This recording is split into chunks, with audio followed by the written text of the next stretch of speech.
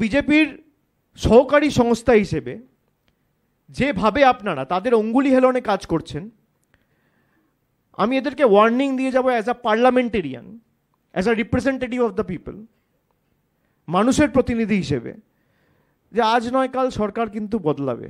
গণেশবাবু, দেশ ছেড়ে পালাবেন না, যেখানে যাবেন খুঁড়ে নিয়ে আসবো।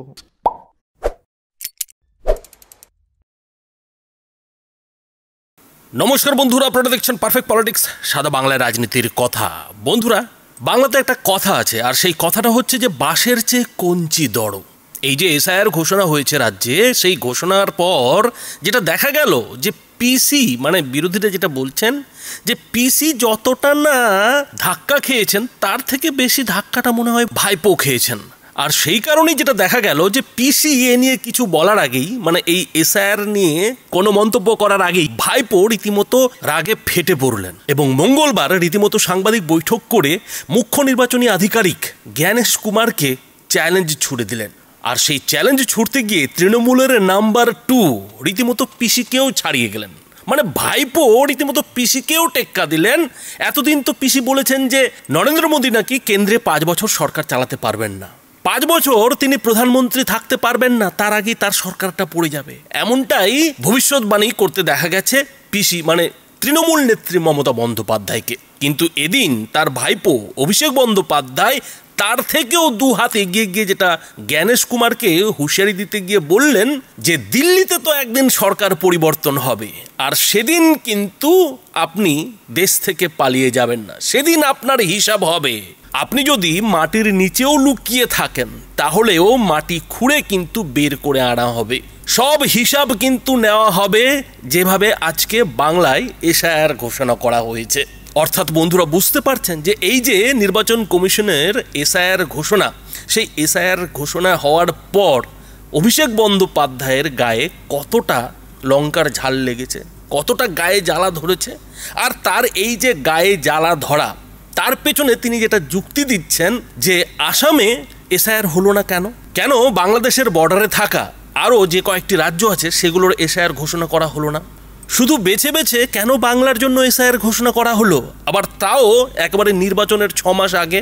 অভিষেক বন্দ্যোপাধ্যায় আরও যুক্তি দিয়েছেন যে এর আগে 2002 সালে এই এসআইআর করতে নির্বাচন কমিশনের 2 বছর লেগেছিল। তো এবার নির্বাচন কমিশনের হাতে কি এমন জাদুকাঠি চলে এলো যে একেবারে 2 মাসের মধ্যে এসআইআর কমপ্লিট করে ফেলা হবে। অর্থাৎ যেটা অভিষেক বন্দ্যোপাধ্যায়ের দাবি যে কেন্দ্র যে ষড়যন্ত্র করছে, মানে বাংলায় মমতা বন্দ্যোপাধ্যায়ের সরকারকে ক্ষমতাচ্যুত করতে যে এসআইআরের নামে ষড়যন্ত্র করছে সেটা নাকি পরিষ্কার।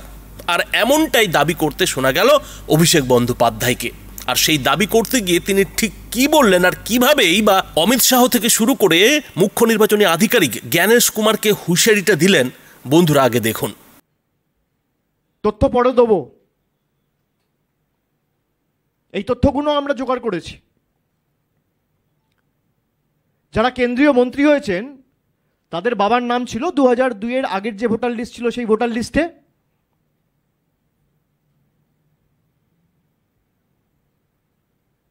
কেউ বলতে পারবেন? তারা যেভাবে এসআইআর এর নাম করে বাংলার মানুষকে ছোট করা, আজকে যে প্রদীপ কর মারা গেল তার বদলা রাজনৈতিকভাবে ভোটের মাধ্যমে বাংলার মানুষ দেবে। এই মৃত্যুর জন্য দায়ী অমিত শাহ, এই মৃত্যুর জন্য দায়ী জ্ঞানেশ কুমার।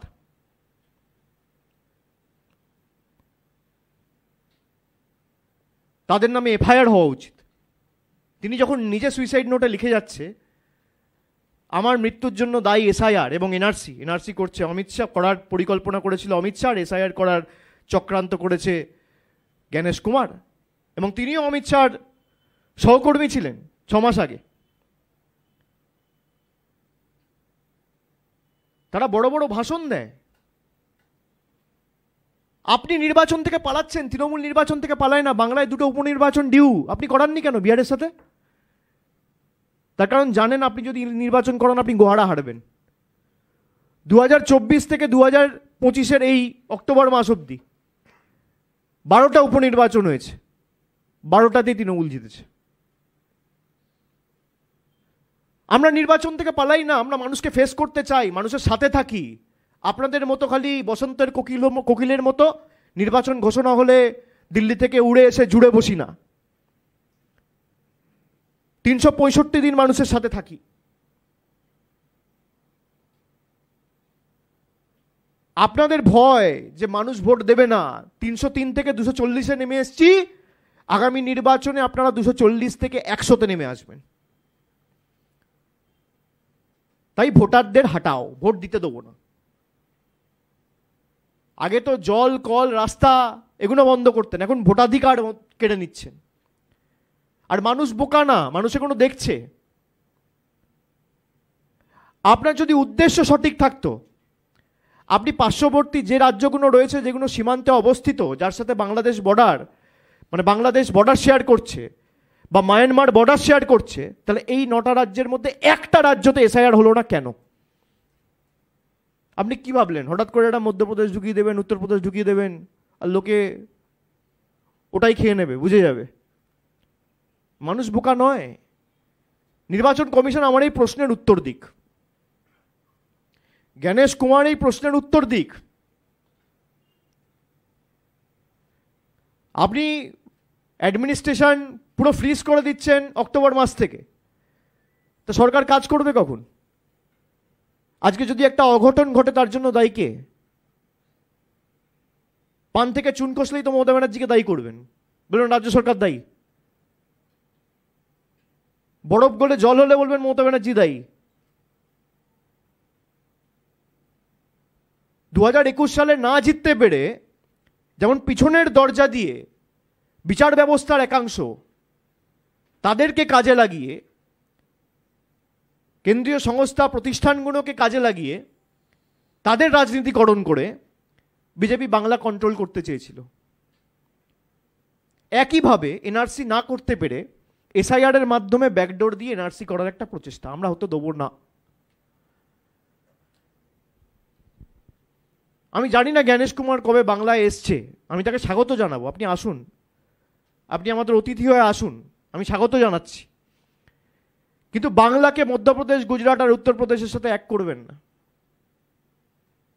ইতিহাস পড়ুন, নবজাগরণ, দেশের স্বাধীনতা আন্দোলন সংগ্রাম, বাংলার যে বিপ্লবীদের অবদান সেটা দেখুন। এই মাটি না থাকলে আপনি যে ভাষায় কথা বলছেন নিজের নামটাও লিখতে পারতেন না, সে ভাষায় কথাও বলতে পারতেন না। আর সেই মাটি আর যাই হোক আপনাদের মতো জমিদারদের কাছে বশ্যতা স্বীকার করবে না। আপনাদের যত ক্ষমতা আছে আপনারা প্রয়োগ করুন। আপনি 2 বছর ধরে এসআইআর করেছেন 2002 সালে, তাহলে আপনার হাতে কি জাদু কাঠি এসছে যে আপনি 2 বছরের কাজ 2 মাসে করে দিচ্ছেন? আমি কৌতূহল বশত জানতে চাইছি, কি জাদু কাঠি আছে আপনার হাতে যে আপনি 2 বছরের কাজ 2 মাসে করে দিচ্ছেন? তাহলে কেন্দ্রীয় সরকারের যদি এত বড় মেকানিজম থাকে বা এই জাদুকাঠি থাকে, তাহলে বাংলার 4 বছরের বকেয়া পাওনা তো একদিনে ছেড়ে দেওয়া উচিত মানুষের কথা ভেবে। তা তো ছাড়ছেন না। এবং বিজেপির সহকারী সংস্থা হিসেবে যেভাবে আপনারা তাদের অঙ্গুলি হেলনে কাজ করছেন, আমি এদেরকে ওয়ার্নিং দিয়ে যাব as a parliamentarian, as a representative of the people, মানুষের প্রতিনিধি হিসেবে, যে আজ নয় কাল সরকার কিন্তু বদলাবে। জ্ঞানেশ বাবু, দেশ ছেড়ে পালাবেন না।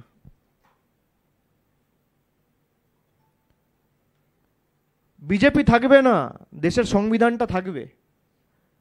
অমিত শাহ থাকবে না, দেশের সংবিধানটা থাকবে। যেখানে যাবেন খুঁড়ে নিয়ে আসবো, জবাবদিহি মানুষের কাছে দিতে হবে। মানুষের জন্য কাজ করতে আপনারা বদ্ধপরিকর, কোনো রাজনৈতিক দলের জন্য নয়। আপনার অনেক তথ্য আমাদের কাছে আছে, আমি পুরোটা আজকে বলতে চাই না, সময় মতো সব মানুষের কাছে উপস্থাপিত করব। আপনাদের কারো কোনো প্রশ্ন থাকলে আপনারা করতে পারেন। তো বন্ধুরা শুনলেন অভিষেক বন্দ্যোপাধ্যায়ের গায়ের জ্বালাটা কিসের কারণে। তৃণমূল নেত্রীর ভাইপো অভিষেক বন্দ্যোপাধ্যায়, তৃণমূলের নাম্বার 2, দাবি করছেন যে এসআইআর ঘোষণা হওয়ার পরেই নাকি দরজার খিল বন্ধ করে একজন খড়দহে আত্মহত্যা করেছেন। আর সেই আত্মহত্যার কারণ হিসেবে সুসাইড নোটে নাকি তিনি লিখে গেছেন যে এসআইআর এর ভয়েই নাকি তিনি আত্মহত্যা করেছেন। আর ঠিক সেই কারণেই অভিষেক বন্দ্যোপাধ্যায় যেটা বলছেন যে মুখ্য নির্বাচন কমিশনার জ্ঞানেশ কুমারের বিরুদ্ধে, অমিত শাহের বিরুদ্ধে এফআইআর করা উচিত, পুলিশে মামলা করা উচিত যে এই এসআইআর ঘোষণার হওয়ার কারণে ওই লোকটি আত্মহত্যা করেছে। এমনিতে অভিষেক বন্দ্যোপাধ্যায়ের এমন যুক্তিতে হাততালি পড়তেই পারে, অনেকেই আহা উহু করতে পারেন যে তাই তো, এসআইআর ঘোষণা হওয়ার পরেই এভাবে একটা লোক দরজার খিল বন্ধ করে আত্মহত্যা করে ফেললেন। কিন্তু এখানে আরও একটি প্রশ্ন উঠছে যে ওই লোকটির মনে এসআইআর নিয়ে কে বা কারা সব থেকে বেশি আতঙ্ক তৈরি করেছিল, কারা এই এসআইআর নিয়ে আতঙ্কের একটা পরিবেশ এই বাংলার বুকে ছড়ানোর চেষ্টা করছে? এর জবাবটা কি অভিষেক বন্দ্যোপাধ্যায় দেবেন? এমনই কিন্তু প্রশ্ন তুলছেন বিরোধীরা। সেই সঙ্গে বিরোধীরা আরও একটা প্রশ্ন করছেন যে সেই লোকটি দরজায় খিল দিয়ে এসআইআর এর ভয়ে আত্মহত্যা করেছেন, সেটা অভিষেক বন্দ্যোপাধ্যায় সাংবাদিক বৈঠক করে একেবারে চ্যালেঞ্জ ছুড়ে দেশের স্বরাষ্ট্রমন্ত্রী এবং দেশের মুখ্য নির্বাচন আধিকারিকের বিরুদ্ধে এফআইআর করার কথা বললেন। কিন্তু অভিষেক বন্দ্যোপাধ্যায় একবারের জন্যেও এই যে 26,000 শিক্ষকের চাকরি চলে যাওয়া এবং চাকরি চলে যাওয়ার কারণে যে কজন শিক্ষক, মানে যোগ্য শিক্ষক আত্মহত্যা করেছেন, তার জন্য কি কোনো এফআইআর হবে না? আর সেই এফআইআরটা যদি হয় তাহলে কার বিরুদ্ধে সেই এফআইআরটা হওয়া উচিত? সেই কথার জবাব, সেই প্রশ্নের জবাব কি অভিষেক বন্দ্যোপাধ্যায় দেবেন? এই প্রশ্নটাও কিন্তু অনেকে তুলছেন। পাশাপাশি অভিষেক বন্দ্যোপাধ্যায় এদিন এমনটাও দাবি করেছেন যে বাংলাতেই কেন এসআইআর, হ্যাঁ, তার মাঝখানে পুদুচেরি, গুজরাট, মহারাষ্ট্র এই করে আরও 11টি রাজ্য ঢুকিয়ে দেওয়া হয়েছে। কিন্তু বাংলাদেশের সীমান্তবর্তী যদি কোনো রাজ্যতে এসআইআর এর কথা নির্বাচন কমিশন বলে থাকে তাহলে সেটা শুধুমাত্র পশ্চিমবঙ্গ। বাংলাদেশের পাশে তো আরও 8টি রাজ্য রয়েছে, কই সেগুলোতে তো এসআইআর এর কথা ঘোষণা করা হলো না। এবং সবথেকে বড় কথা যেটা অভিষেক বন্দ্যোপাধ্যায় এদিন জিজ্ঞেস করেছেন, প্রশ্ন তুলেছেন যে অসমে এসআইআর হচ্ছে না কেন? তো বন্ধুরা, অসমে কেন এসআইআর হচ্ছে না তার উত্তর কিন্তু গতকালই মুখ্য নির্বাচন কমিশনার জ্ঞানেশ কুমার দিয়ে দিয়েছেন। তিনি কিন্তু পরিষ্কার বলে দিয়েছেন যে যেহেতু অসমে এনআরসি হয়ে গেছে, এনআরসির প্রক্রিয়া শেষের দিকে, ফলে সেখানে নতুন করে এসআইআর হওয়ার তো কোনো মানে নেই। আর যে অন্য রাজ্যগুলিতে এসআইআর করার জন্য অভিষেক বন্দ্যোপাধ্যায় বায়না করছেন, হুঁশিয়ারি দিচ্ছেন, সে নিয়ে বিরোধীরা কিংবা বিজেপির নেতারা একটা কথাই বলছেন যে অন্য রাজ্যগুলোতে এসআইআর হবে না, এমনটা তো নয়, অন্য রাজ্যগুলোতেও ঠিক সময় মতো সেখানে এসআইআর হবে। কিন্তু পশ্চিমবঙ্গে এই কারণে সব থেকে বেশি করে এসআইআরটা দরকার ছিল, কারণ এখন পর্যন্ত যত বাংলাদেশি অনুপ্রবেশকারী রোহিঙ্গা ভারতের বুকে ধরা পড়েছে তাদের 99%-ই ভুয়ো কাগজ কিন্তু এই বাংলার বুক থেকে তৈরি হয়েছে। এই বাংলার বুক থেকেই কিন্তু তারা ভুয়ো কাগজপত্র নিয়ে দেশের বিভিন্ন রাজ্যে ছড়িয়ে ছিটিয়ে পড়েছে। আর সেই কাগজ তাদের কে তৈরি করে দিয়েছে, কার নেতা মন্ত্রীরা সেই সব কাগজ দিতে সাহায্য করেছে, সেটা নিশ্চয়ই বন্ধুরা বলতে হবে না। আর এতে কি বাংলার মান-ইজ্জত বেড়েছে না বাংলার নাক কাটা গেছে? বাঙালি আজকে যে বিড়ম্বনায় পড়েছে, যেমনটা কিনা অভিষেক বন্দ্যোপাধ্যায়, মমতা বন্দ্যোপাধ্যায়রা দাবি করেন যে বাংলার মান সম্মানের সঙ্গে ছেলে খেলা হচ্ছে, বাঙালির অপমান করা হচ্ছে। তো এই অপমানের পেছনে কার লোভ কাজ করেছে, কার হাত, কার কাগজ কাজ করেছে? বন্ধুরা নিশ্চয়ই একটু ভেবে দেখবেন। আর যে বাংলাদেশের ইউনূস সরকার গতকালেও পাকিস্তানের এক আর্মি জেনারেলের হাতে উত্তর পূর্ব ভারতকে বাংলাদেশের অংশ দেখিয়ে মানচিত্র তুলে দেওয়া হয়েছে, সেই বাংলাদেশিরা যদি এরপরেও ভারতে ঢুকতে থাকে আর পশ্চিমবঙ্গে ভুয়ো কাগজপত্র বানিয়ে ফের সারা দেশে ছড়িয়ে পড়তে থাকে, তাহলে ভারতের অভ্যন্তরীণ সুরক্ষা, অভ্যন্তরীণ নিরাপত্তা যে কিছুদিনের মধ্যেই কঠিন পরিস্থিতির মুখোমুখি হবে, সেটা ভারত সরকার কিংবা নির্বাচন কমিশন ভালো মতোই বুঝতে পেরেছে। আর তার থেকেও যেটা বড় কথা, যে পশ্চিমবঙ্গের মতো, পশ্চিমবঙ্গের তৃণমূল সরকারের মতো কিংবা তৃণমূলের মুখ্যমন্ত্রী মমতা বন্দ্যোপাধ্যায়ের মতো বাংলাদেশের আশেপাশের অন্য কোনো রাজ্য কিন্তু এভাবে এসআইআর কিংবা এনআরসির বিরোধিতা কিন্তু কখনো করেনি। পশ্চিমবঙ্গ ছাড়া অন্য কোনো রাজ্যের সরকারকে কিন্তু ওই বাংলাদেশি অনুপ্রবেশকারী কিংবা রোহিঙ্গাদের হয়ে ঢাক পেটাতে দেখা যায়নি, প্রাণের বাজি নিয়ে কিন্তু চ্যালেঞ্জ ছুড়তে দেখা যায়নি। আর সেই কাজটাই কিন্তু লাগাতার পশ্চিমবঙ্গ থেকে হচ্ছে, পশ্চিমবঙ্গের তৃণমূল সরকার কিন্তু লাগাতার করে চলেছে।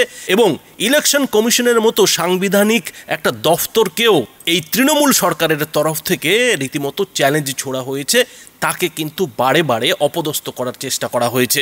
ফলে যেটা বিরোধীরা দাবি করছেন যে এই জায়গায় দাঁড়িয়ে পশ্চিমবঙ্গে সবার আগে এসআইআর হওয়ার দরকার ছিল, আর সেটাই নির্বাচন কমিশন কিংবা কেন্দ্রীয় সরকার করতে চলেছে।